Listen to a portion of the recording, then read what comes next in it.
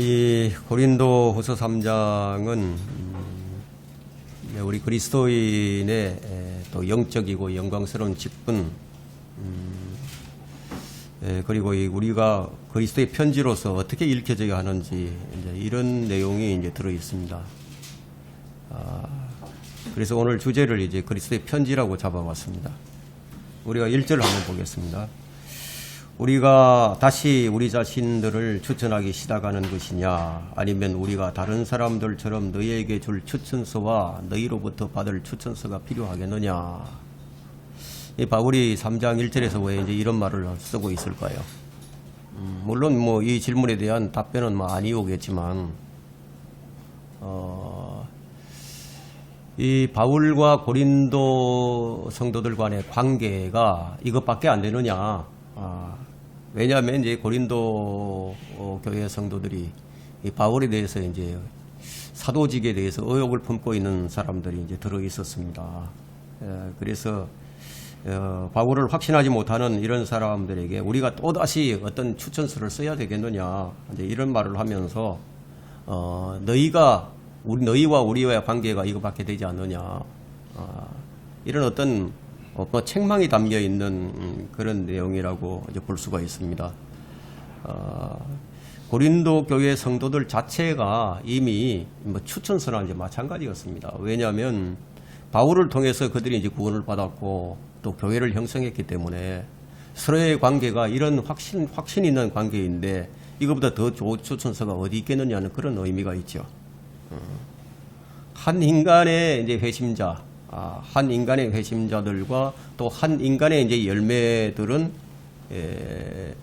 그 사람에게 찬사를 가져다 주는 것이죠. 바울에게 찬사를 가져다 줍니다. 바울이 고린도 교회의 성도들을 성도들에게 복음을 통해서 그들이 바울을 통해서 이제 구원을 받았거든요. 그러니까 바울에게는 그들이 이제 한 사람 한 사람이 이제 회심자들이죠. 그리고 그 한 사람 한 사람이 이제 열매입니다. 이런 것들이 이제 바울에게는 큰 찬사를 이제 가져다 주는 것인데,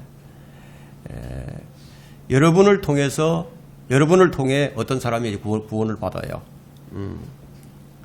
그 사람은 이제 여러분들이 어떤 사람인가를 또 다른 사람에게 이제 얘기하게 될 것이고, 또 여러분들을 통해서 어떤 훈련을 받고 또 여러분들이 가르친 사람이 그 사람이 또 다른 사람들에게는 여러분이 어떤 사역자인지를 또 말해줄 수 있겠죠. 그래서 이제 예수님께서는 마태복음 17장 16절에서 너희는 그들의 열매로 그들을 알게 되리라는 이런 말씀을 하신 거예요. 우리는 이제 자신 있게 이제 이렇게 얘기를 할 수가 있습니다. 나를 통해서 누군가가 이제 구원받고 그 사람이 이제 하나님의 자녀가 되었단 말이에요. 그 사람이 이제 바른 믿음의 실행을 하고 있다면 그 사람은 나에게 있어서는 자랑이 되는 거죠. 그 사람이 나에게 있어서는 추천서가 되는 거고 서로 간에 이제 추천서가 됩니다. 바로 이제 그런 내용이 이제 여기 들어 있습니다. 2절을 보게 되면은 너희는 우리 마음에 기록된 우리의 편지라 모든 사람에게 알려졌으며 읽혀졌고 또 이렇게 말을 하고 있는 것을 볼 때 사실 이제 모든 그리스도인은 하나님께서 세상에 쓴 편지예요. 여러분 한 사람 한 사람이 이제 하나님의 편지입니다. 그리스도의 편지입니다. 주님께서는 이제 성경적 설교자들을 사용하셔가지고 성도의 마음속에 주님을 섬기게 하겠죠. 섬기게 하시는데 주님께서는 그 마음속에다가 편지를 쓰시는 거예요. 기록을 하십니다. 누군가가 이제 이렇게 말을 했습니다. 우리는 모두 사도들은 아니지만 우리 모두는 서신이다. 누구라도 복음을 통해서 이제 구원을 받았다면 그 복음이 이제 마음에 새겨져 있겠죠. 마음에 새겨져 있습니다. 뭐 적어도 이제 자신이 어떻게 구원을 받았는지 그것은 알죠. 그것은 이미 그 사람의 마음속에 복음이 심어져 있다. 복음이 기록되어 있다고 볼 수가 있습니다. 그렇다면 그 누구든지 그것을 읽을 수 있어야 되는 거예요. 누구든지 복음을 통해서 구원받은 사람은 그 마음속에 일어난 초자연적인 변화를 경험한 사람이라면은 살아계신 하나님의 영예로 이제 그 마음에 기록이 되어 있단 말이에요. 그럼 어떤 다른 사람들이 그 변화된 모습을 보게 될 때 그리스도의 편지로서 읽을 수가 있는 거죠. 아, 이 사람이 이런 사람이구나. 이 사람이 이런 내적 증거를 가지고 있구나. 그래서 그러한 내적인 증거가 바로 이 바울의 그의 직책의 확실성, 자기 사도로서의 확실성과 그의 복음의 진리성을 위해서 필요로 했던 모든 추천장이 되는 겁니다. 그러니까 고린도 교회 성도들 자체가 바로 이제 추천서였죠. 이처럼 이제 성령의 기록은 바울의 마음속에 하나님께서 자기 백성들을 다루셨던 이야기 가운데 임시적 역할을 하였던 또 다른 하나님의 기록을 생각나게 이제 만들어줍니다. 그래서 2절에서 우리 마음에 기록된 우리의 편지라고 지금 말을 하고 있는 겁니다. 다른 추천장은 필요 없다는 거죠. 뭐 이것으로는 충분하다. 그런데 무슨 더 추천을 쓸 필요가 있겠느냐. 그러면서 이제 3절에서 이제 마음에 기록된 우리의 편지가 이제 무엇으로 써져 있는지 그것을 이제 설명해 나가기 시작합니다. 또 너희는 우리가 섬긴 그리스도의 편지임이 분명히 드러났으니 이는 잉크로 쓴 것이 아니라 살아계신 하나님의 영으로 쓴 것이며 돌판에 쓴 것이 아니라 육신의 마음에 쓴 것이라. 이제 구약과 이제 신약을 좀 대조를 하고 있습니다. 모세는 이제 예언약의 사역자죠. 돌판에 쓴 것을 받은 사역자입니다. 그러나 바울은 이제 새 언약의 사역자예요. 바울은 돌판이 아니라 하나님의 영으로 쓴 그것을 이제 받았습니다. 이 말씀은 돌판에 기록하시는 대신에 이제 마음판에 이제 기록하셨다는 그런 의미가 있는데, 하나님께서는 자신의 법을 믿는 사람의 마음판에 이런 기록을 하셔서 다른 사람들에게 읽혀지게 하신다는 거예요. 그러니까 그리스도인들이 직분이 편지로서 다른 사람들에게 읽혀져야만 하는 거예요. 그리스도의 대사가 되어야 하고 그리스도의 빛을 비추는 자들이 되어야 한다는 것이죠. 이제 지금 모든 그리스도인은 하나님께서 쓴 세상에 쓴 이제 편지인데, 물론 그것은 이제 영적인 편지이지 이제 잉크로 쓴 편지가 아니다. 따라서 이 편지는 살아있는 서신들이다라고 말을 하고 있는데요. 베드로전서 2장 5절에 한번 보세요.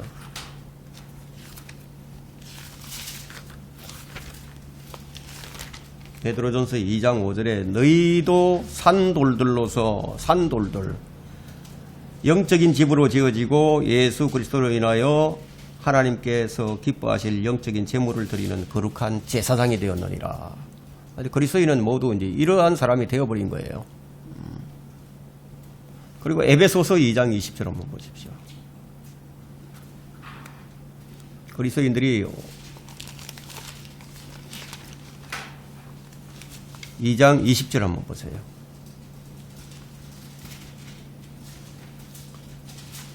너희는 사도들과 선지자들의 기초 위에 세워졌으며 예수 그리스도께서 친히 귀중한 모퉁이 돌이 되셨고, 자, 그 21절에요. 그분 안에서 건물 전체가 함께 알맞게 맞추어져 주 안에서 거룩한 성전으로 자라가며, 그리스도인은 한 사람 한 사람이 벽돌과 같아서 이 벽돌이 함께 쫙쫙쫙 맞추어서 이제 거룩한 성전으로 자라간다는 그런 의미죠.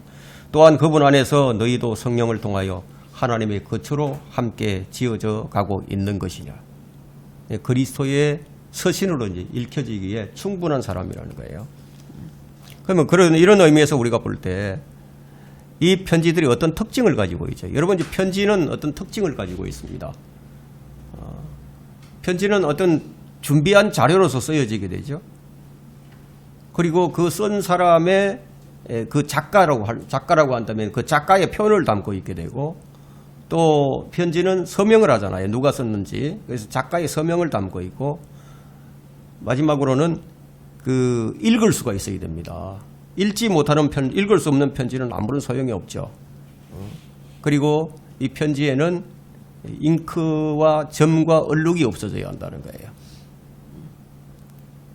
그리고 작가의 문체에 의해서 그것을 알 수 있어야 한다는 겁니다. 이와 같이 이제 마음속에 기록된 하나님의 말씀들이 밖으로 표출되어서 다른 사람들이 읽을 수 있는 서신이 되어야 한다는 거예요. 그런데 그렇게 따져보면은 근데 오늘날 이 그리스도의 서신으로 읽혀지는 사람들은 극히 드물죠. 믿는다는 것이 결코 녹록한 일이 아닌데 이렇게 서신으로 읽혀져야만 하는 거예요.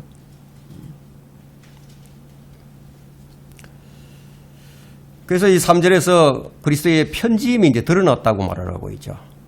우리가 섬긴 그리스도의 편지임이 분명히 드러났고 고린도 교회 성도들은 바로 그리스도의 편지임이 이제 분명히 이제 드러났습니다. 그리고 4절에서는 우리는 하나님을 향한 그러한 확신을 그리스도를 통하여 가져노라.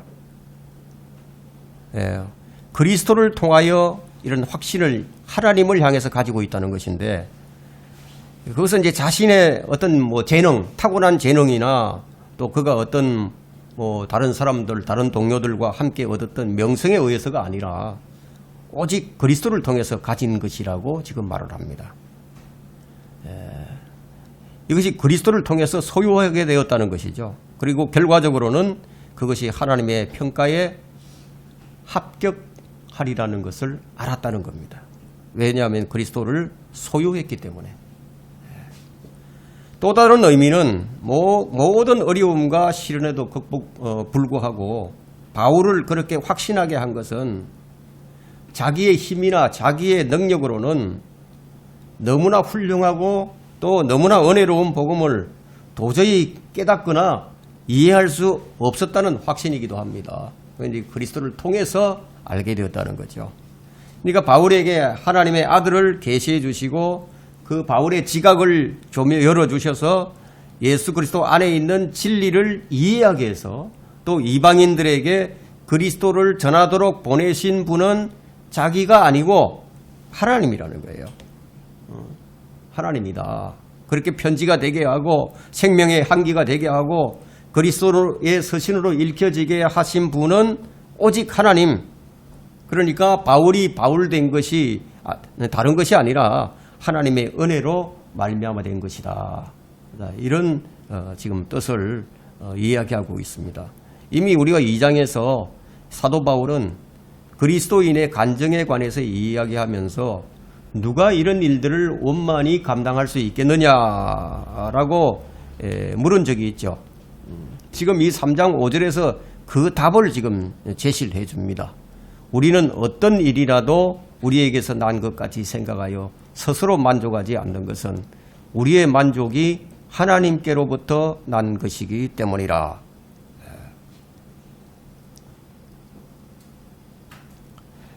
그게 뭐라고 얘기하고 있죠? 이것은 바로 너희들이라는 거죠. 너희들이다. 새 언약은 성령 충만한 사역자를 필요로 합니다. 그 새 언약의 그 직분을 감당하려면은 성령 충만한 사람이 되어야 한다는 거죠.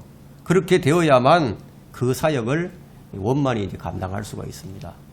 우리 인간의 재능으로는 불가능하다는 거죠. 그래서 지금 우리는 지금 5절 이것을 좀 암기를 해야 됩니다. 그리고 마음에 새겨야 됩니다. 우리는 어떤 일이라도 우리에게서 난 것 같이 생각하여 스스로 만족하지 않는 것은 우리의 만족이 하나님께로부터 난 것이기 때문이라. 이런 만족을 가진 사람들은 자만하지 않습니다. 자신을 자랑하지 않습니다. 오직 하나님만을 자랑하죠. 오직 나를 이렇게 해주신 하나님만을 자랑하게 됩니다.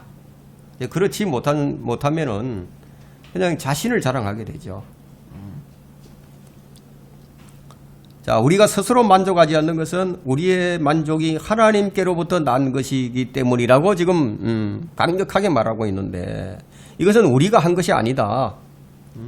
우리가 서신으로 읽혀지고 생명의 향기를 내는 역할을 하는 것이 우리에게서 난 것이 아니다. 그래서 바울은 빌립보서 3장 3절에서 우리가 그리스도 예수를 기뻐하고 육신을 신뢰하지 않는다고 그렇게 기록을 하고 있습니다. 예수 그리스도를 기뻐하고 육신을 신뢰하지 않는다. 하지만 이 점이 참 지켜지지 않아요. 틈만 나면 그냥 자랑하기 바쁘죠. 여러분 어떻게 자랑하는지 아세요? 고린도후서 10장 12절 한번 가보세요. 우리가 이 글을 읽으면은 이 사람들이 이렇게 자랑을 하는구나 이해할 수 있을 겁니다. 10장 12절에 우리는 우리 자신을 감히 자기를 칭찬하는 어떤 사람들과 같은 부류로 나누거나 비교하지 않으나, 자, 비교하지 않으나, 이게 영적인 사람들이에요. 그 다음에 보세요. 그들은 자기들 가운데서 스스로를 측정하고 자기들끼리 비교하니 현명하지 못한 것이라. 이건 이제 육신적인 사람들이에요. 육신적인 사람들은 항상 자기들끼리 측정하고 자기들끼리 비교하고 그 자기들끼리 그냥 자랑을 하는 거죠. 주님을 자랑하는 것이 아니라 주님 대신에 자신을 자랑하는 거예요. 왜 그렇게 자랑하는지 아십니까? 그건 그리스도를 통해서 했다면 자랑을 안 해요. 근데 그리스도를 통해서 하지 않았기 때문에 자기가 했으니까 그래서 자랑을 하죠. 그리스도를 통해서 한 것이라면 결코 그렇게 자랑할 수가 없겠죠. 이제 6절부터 또 7절에는 이제 영적이고 영광스러운 직분을 지금 나타내는데 6절 한번 보겠습니다. 6절, 7절. 또한 그분은 우리로 새 언약의 능력 있는 일꾼이 되게 하셨는데 이는 법문으로 한 것이 아니고 영으로 한 것이기 때문 한 것이니 법문은 죽이고 영은 생명을 주기 때문이라. 바울이 이렇게 대조법을 많이 사용합니다. 그러나 돌판에 기록되고 새겨진 죽음의 직분이 영광스러워서 이스라엘 자손이 모세의 용모의 영광, 즉 없어져 버릴 영광 때문에 그의 얼굴을 주목할 수 없었거늘. 어떤 설교자의 섬기는 능력은요, 이 본문 지금 5절에 이제 만족의 근원이 되시는 하나님께 달려 있습니다. 그리고 어떤 설교자가 말을 할 때 그는 단순히 종이에 써진 글을 읽는 게 아닙니다. 그렇게 읽어서는 아무런 도움이 되질 않죠. 설교자는 그의 설교를 듣는 이들이 설교자가 성경을 분명히 믿는다는 것을 청중들로 하여금 알 수 있도록 설교하는 것이 무엇보다도 중요합니다. 자신이 믿지도 않는 것을 이야기한다면은 다른 사람들이 그걸 받아들일 수가 없겠죠. 자, 그렇게 이제 말을 할 때는 항상 그 배후에는 올바른 영이 있어야 하는데, 만일 올바른 영이 아니고 삐뚤어진 영이라면은 그의 입에서 나오는 말씀이 능력이 없게 되겠죠. 비록 이 사람의 입을 열어서 말을 하지만 그 입에서 어떤 영이 나오느냐에 따라서 그 결과가 크게 달라진다고 제가 설교에도 몇 번 얘기한 적이 있습니다. 사람의 입에서 나오는 것은 세 가지의 이제 종류의 영이 나오는데, 성령에 의해서 나오는 말이 있고, 마귀에 의해서 나오는 말이 있고, 자기에 의해서 나오는 말이 있어요.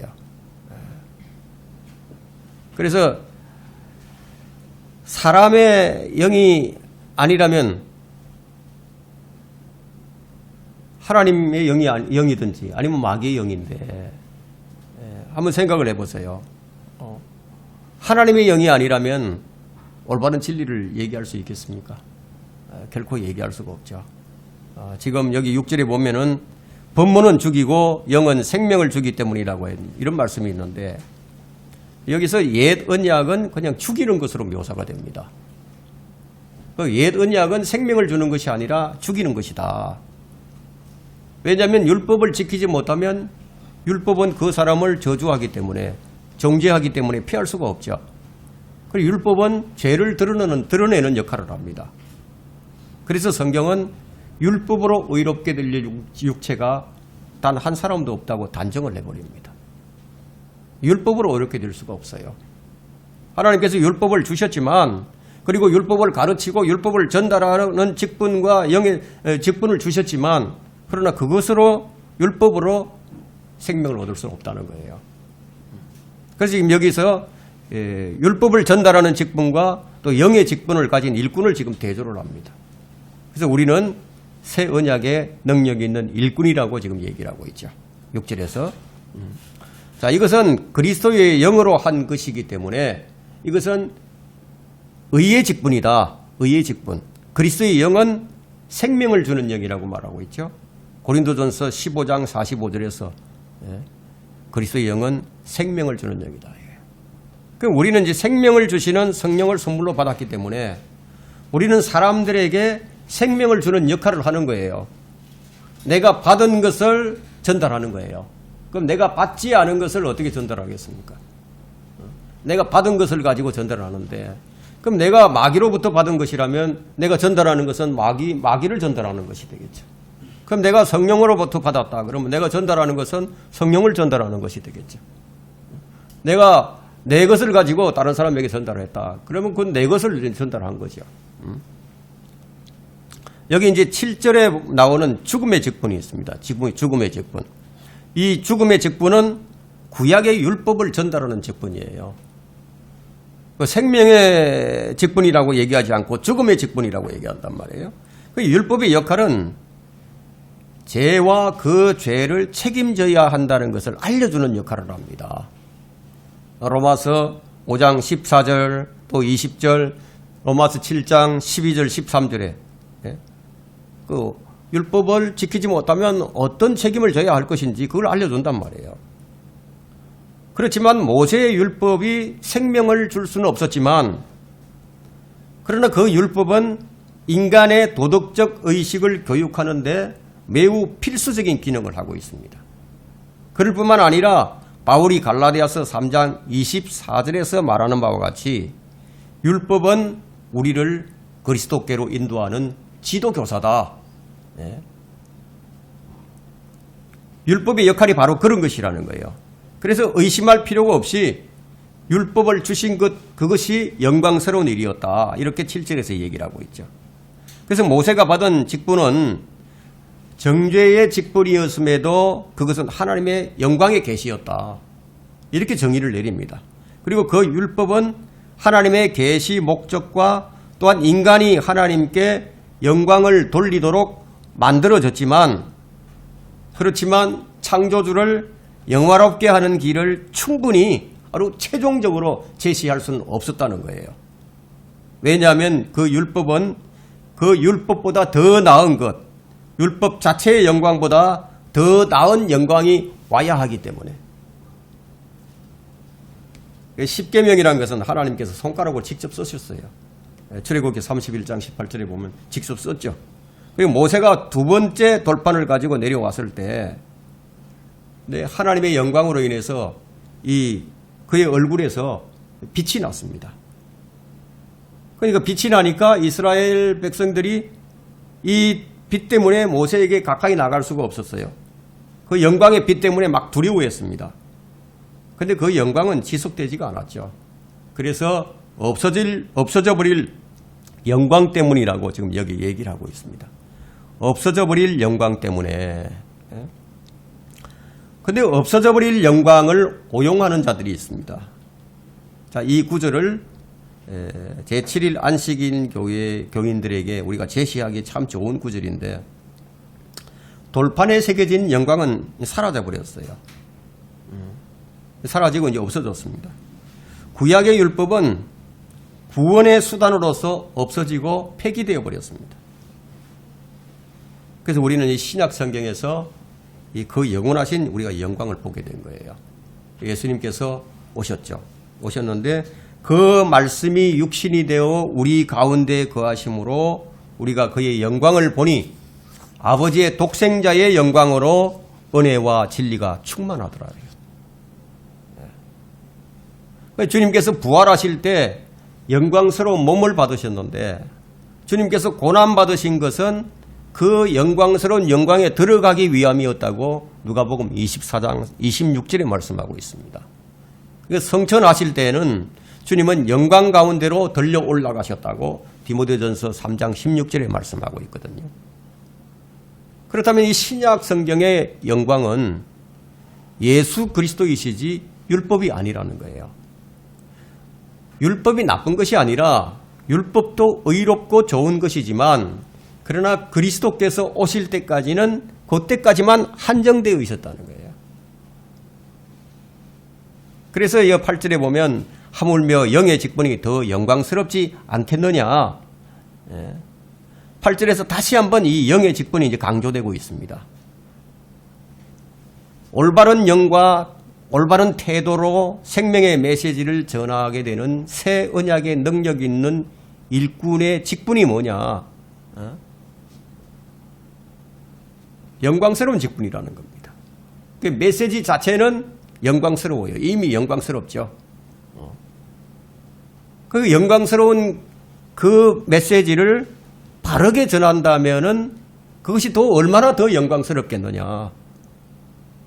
메시지 자체가 이미 영광스러운데, 그런데 그 올바른 영광스러운 그 메시지를 올바로 전하지 못하게 된다면 그러면 어떻게 되겠느냐는 거예요.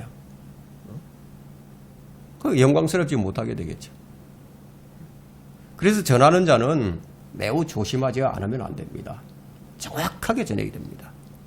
잘못된 설교가 듣는 청중들을 어디로 끌고 가죠?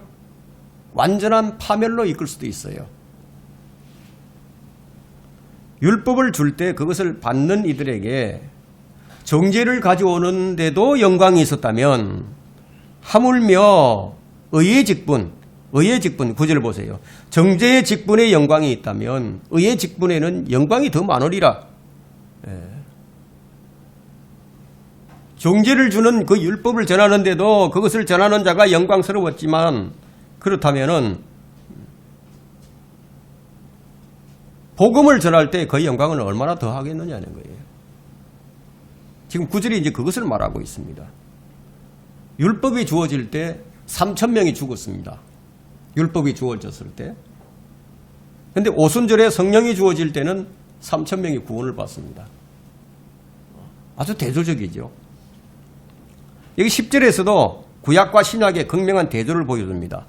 자, 10절 보세요. 이전에는 영광스러운 것이올지라도 그것을 앞지르는 영광 때문에 이런 점에서는 영광스럽지 못한 것이라. 비교를 해보니까 더 나은 것이 오기 전에는 그것이 최고의 영광스러운 것이었지만, 이제 새로운 것이 오니까 이 새로운 것과 비교를 해보니까 그 앞지르는 것 때문에 이전에 있던 것들이 그것이 더 이제 영광스럽지 못하다. 이제 이런 얘기예요.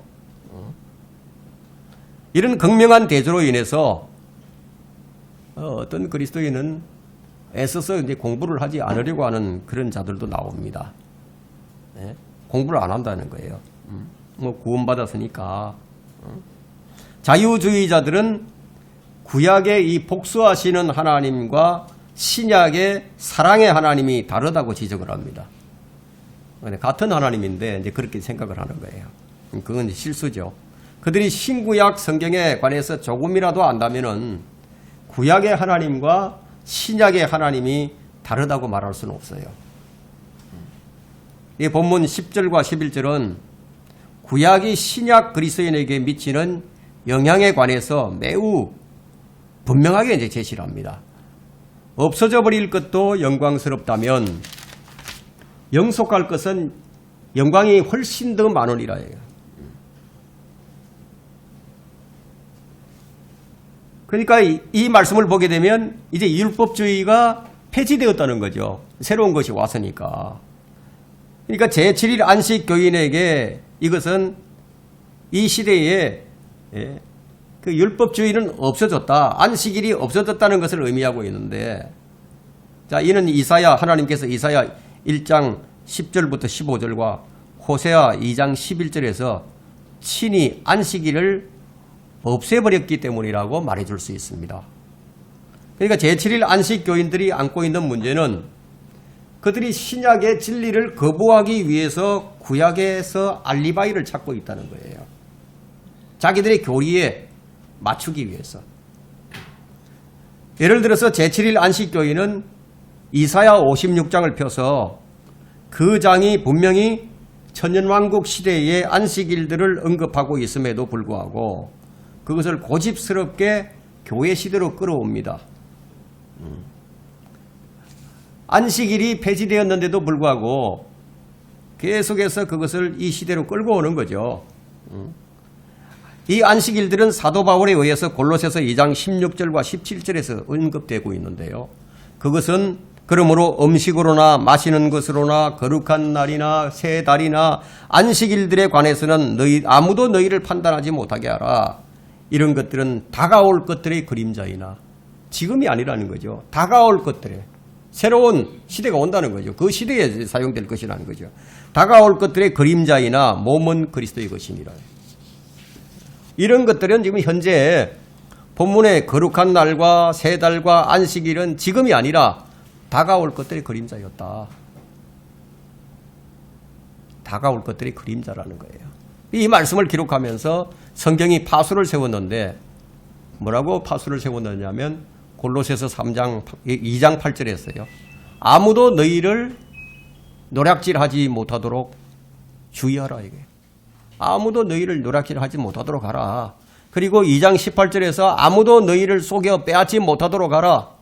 그리고 16절에서 아무도 여러분을 판단하지 못하도록 하라. 그런 것들은 다가올 것들의 그림자이지 지금 실체가 아니라는 거예요. 다가올 것들은 세 달을 포함하고 있습니다. 다가올 것들은 안식일도 포함하고 있습니다. 다가올 것들은 거룩한 날들을 포함하고 있습니다. 이 다가올 것들은 마시는 것도 포함하고 있습니다. 이 다가올 것들이 무엇인가? 바로 천년왕국이에요. 근데 이 천년왕국에서 안식일이 등장하지 않을 거라는 그러한 생각을 심어주기 위해서 이 마지막 구절을 이제 이 NIV는 이제 바꿔버렸어요. 제7일 안식교인은 이방인들을 하나님께로 모으는 일이 두 가지라는 것을 깨달을 수가 없게 되는데, 하나는 이 시대에 그분의 아들 예수 그리스도께로 모이는 것이고, 나머지 하나는 천년왕국 때 주님의 왕국으로 모으는 것, 이 두 가지를 구분할 줄 모릅니다. 제7일 안식교인들은요. 그래서 이사야 64장부터 66장에 나오고 있는데요. 여기 이제 11절과 13절에 의하면은 율법은 구원의 수단으로서는 없어지고 폐기되었다는 사실이 이제 분명해지고 있습니다. 율법이 육신을 통하여서는 연약하여서 할 수 없는 것이므로 하나님께서는 죄 때문에 자신의 아들을 죄 있는 모양으로 보내 그 육신의 죄를 선고하셨으니 이는 율법의 의가 우리 안에서 이루어지게 하려 함이라. 우리는 육신을 따라 행하지 않고 성령을 따라 행하는 자들이라. 이것이 이제 로마서 8장 3절과 4절인데요. 그런데 이 십계명에서 도덕적인 내용은 여전히 그리스도인의 삶을 위한 지침서가 되고 있습니다. 이 때문에 바울은 로마서 13장 9절에서 안식일을 지키라는 계명을 빼버렸어요. 의도적으로. 율법은 이것을 행하라고 명령만 하지 율법은 내게 손과 발이 되어주지는 못합니다. 그러나 복음은요, 그보다 더 좋은 말을 전해주면서 날아가라고, 나르라고 날개를 대어줍니다. 날개까지 줍니다. 나르라고 명령을 하면서 날개도 준다는 거예요. 이 속도 제한 표시가 있죠. 속도 제한 표시. 속도 제한 표시는 경고를 하죠. 이거 이렇게 지키지 않으면은 잘못될 것이다. 이렇게 이제 이것을 말해주고 있지만 그것을 어긴 것에 대한 벌금은 지불해주지 못합니다. 율법이 바로 그런 거예요. 그러나 이제 주님은 우리에게 새 생명의 언약을 주시기 위해서 주님은 율법을 다 지키셨어요. 우리에게 내려진 율법의 저주를 그분의 육체로서 감당을 하셨어요. 바울은 옛 언약과 새 언약을 비교를 해서 새 언약의 월등함을 지금 나타냅니다. 이게 지금 6절부터 11절까지예요. 그러니까 계속 지금 그것을 대조를 하면서 설명을 하고 있죠. 죽음의 직분, 정죄의 직분에도 영광이 있었다면 그러면 의의 직분, 영의 직분이 훨씬 더 영광스럽지 않겠느냐. 죽음의 직분이 영광스러워서 이스라엘 자손들이 모세의 얼굴에서 나는 그 영광, 그 없어져 버릴 영광 때문에 그의 얼굴을 주목할 수가 없었다면은, 그렇다면 영의 직분은 더 말해서 무엇을 하겠느냐. 이렇게 대조법을 써가면서 계속 이제 설명을 하는 겁니다. 12절부터 봅니다. 정녕 우리가 그러한 소망을 가졌으므로 담대하게 말하노니 모세가 이스라엘 자손이 지금 없어진 그것의 종말을 지켜보지 못하게 하려고 자기 얼굴에 수건을 가리는 것 같이는 아니하노라. 그들의 마음이 완고하여 오늘날까지도 옛 언약을 읽을 때에 그와 같은 수건이 벗겨지지 아니하고 남아있으나 그 수건은 그리스도 안에서 없어지는 것이라. 그러나 오늘까지도 모세의 글을 읽을 때 수건이 그들의 마음을 덮는도다. 그렇지만 주께로 돌아서면 그 수건은 벗겨지리라. 우리는 지금 새 언약의 아래 살고 있어요. 바울도 지금 새 언약의 아래 살고 있습니다. 바울은 새 언약의 영광을 체험했습니다. 바울은 셋째 하늘까지 갔다 왔죠. 그리고 그것을 그의 사역에서 비췄습니다. 그러나 그 영광이 크다 할지라도 그것이 아직까지는 충분하게 나타나지 않았다는 거예요. 아직 우리에게 지금 소망으로 남아 있는데 그 소망이 너무나 확실한 것이기 때문에 그는 이 용기를 가지고 담대하게 기탄 없이 말을 합니다. 하나님께서 그를 붙드시는 것을 실제로 자신은 확신하고 있었고 그의 사명에 대한 어떤 두려움도 없었어요. 이 바울이 지금 말하는 방식에 관해 분명한 게 한 가지가 있는데 뭐냐면 그는 과장하는 말을 하지 않습니다. 말의 지혜를 사용하려고 하지 않았습니다. 바울은 복음을 전할 때 있는 그대로 자기가 받은 것을 담대하게 성령과 능력으로 말했을 뿐이에요. 오늘날 설교자들이 이게 안 되는 겁니다. 성령과 능력으로 설교를 하지 않습니다. 자기가 배운 지식을 가지고 말의 지혜로서만 그렇게 할 뿐이죠. 이 사도 바울은 자신의 말이 무척 숨김이 없고 솔직했기 때문에 비록 언변에 있어서는 서툴었지만 자기가 언변에 있어서 서툴다고 스스로 고백을 하잖아요. 고린도후서 11장 6절에서. 분명 바울은요, 그의 언어 습관이 많이 배운 현대 근본주의자들처럼 교양이 있지는 않았어요. 그의 표현을 보게 되면은 정중한 말과 그럴듯한 언변으로 이 사람들의 관심을 끌려고 하지도 않았어요. 때로는 그는 과격하게 표현을 하게 하고 표현하는데도 주저하지 않았습니다. 바울은 출애굽기의 이야기로부터 이것을 예로 들고 있는데 7절에서 말한 이야기부터 없어질 것이라는 점을 끌어내면서 다시 강조를 합니다. 모세의 얼굴에 쓴 수건을 그 수건을 쓴 이유를 지금 밝히고 있는데 이스라엘 백성들이 얼굴의 광채를 두려워했던 것 때문만이 아니라 그의 종말을 지켜보지 못하게 하려고 자기 얼굴에 수건을 가렸다고 지금 말을 하고 있는 거예요. 바울은 그러나 모세처럼 하지 않겠다. 13절에서 다시 한번 우리가 주목할 게 있는데 율법과 구약. 율법과 구약. 이 신약의 그리스도인에게 요구하는 것들이 없어져 버렸다는 거예요. 손으로 쓴 법령에 나열되어 있는 의식들은 구원과는 아무런 상관이 없다는 거예요. 여러분이 금지된 어떤 것을 마셨다고 해서 아무도 여러분을 갖다가 잃어버린 자라고 얘기할 수가 없어요. 더욱이 음식에 관한 규정이나 날들을 지킨다고 해서 그것이 구원받는 것을 돕는다거나 구원받은 후에 구원을 유지하게 한다 이렇게도 말을 할 수가 없다는 거예요. 자, 이 문제들은 이제 바울이 골로새서를 기록하기 12년 전에 이미 사도행전 15장에서 결정된 것이었어요.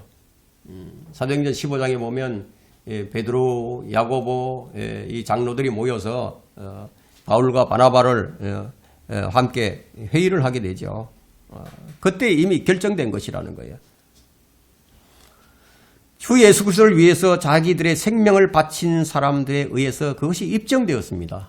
사도행전 15장에서요. 토요일, 지금 안식교인들은 토요일을 지키죠. 토요일이 안식일이기 때문에 그것과는 아무런 상관이 없다는 거예요. 지금 에스겔 40장부터 48장의 의식적인 준수는요, 다가올 것들이지, 본문은 몸은 그리스도의 것이라고 말하고 있습니다. 우리 몸이 성전이에요. 우리 몸이 그리스도의 것이다. 이거. 그러므로 이제 안식일은 그 몸을 이루고 있는 교회 시대에 해당하는 것이 아닙니다. 여러분은 구원을 받기 위해 십계명을 지킬 필요도 없어요. 제7일 안식교 설교자는 고린도후서 이 3장을 설교할 수가 없어요.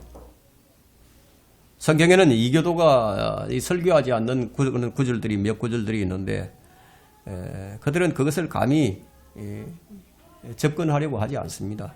예를 들면 이런 것입니다. 침례를 받아야 구원을 받는다고 주장하는 캠벨주의자들이 있습니다. 이 캠벨주의자들은 로마서 4장 5절에 행함이 없이도 불경건한 자들을 의롭다 하시는 그분을 믿는 사람에게는 그의 믿음을 의로 여기지느니라. 이 구절을 가지고 설교를 할 수 없게 되죠. 왜냐하면 침례를 받아야만 구원을 받는다고 주장을 하니까. 설교자들은 성경의 어느 구절을 설교하더라도요, 끄리끼는 구절이 없어야 돼요. 본문 13절은 어떤 독자들을 출애굽기 34장 29절부터 35절로 갖다 놓습니다. 무슨 말이냐면 어떤 독자들은 시대를 구분하지 못하고 여전히 구약시대에 머물러 있다는 거예요. 율법으로 의롭게 되고자 하는 자들, 그런 사람들은 모두 구약에 머물러 있는 자들입니다. 이스라엘 자녀들은 주님의 영광이 모세의 얼굴에서 빛나는 동안에 모세의 근처에 가까이 가기를 두려워했습니다. 이와 마찬가지로 어떤 독자들은 15절의 이 말씀과 같이 모세의 글을 읽을 때 수군이 그들의 마음을 덮고 있는 거예요. 모세는 율법을 상징하죠. 모세는 백성들과 대화할 때 수군으로 자기 얼굴을 가리다가도 주님과 대화하기 위해서는 수군을 벗어버리고 그렇게 이제 하나님께 나아갔습니다. 자, 이 시대를 사는 사람은 율법에 매여 있으면 그렇다면 나갈 수가 없는 거죠, 하나님께로. 예수 그리스도는 믿는 사람의 의가 되시고자 율법의 끝이 되셨다고 말씀하고 있는데, 자, 이런 현상은 율법으로 의롭게 된다. 행위로서 의로움을 얻고 행위로서 구원을 받기 원하는 현대 그리스도인들은 이런 성경 구절을 읽게 되면은 정신 착랑증을 일으키게 됩니다. 자, 이 부분에 대해서 갈라디아서 5장 4절은 이렇게 말씀합니다. 율법으로 의롭게 된 너희는 누구든지 그리스도가 무용하게 되어 은혜로부터 떨어져 나가느니라. 여러분은 이 말씀이 어렵게 생각되지는 않을 거예요. 이 시대에 율법의 행위로 은혜가 아닌 행위로 구원을 말하는 자들은 모두가 은혜로부터 떨어져 나간 자들이라는 거예요. 그렇다면 제7일 안식교도들은 무엇입니까? 은혜로부터 떨어져 나간 자들이죠. 오늘 여기까지만 하겠습니다. 너무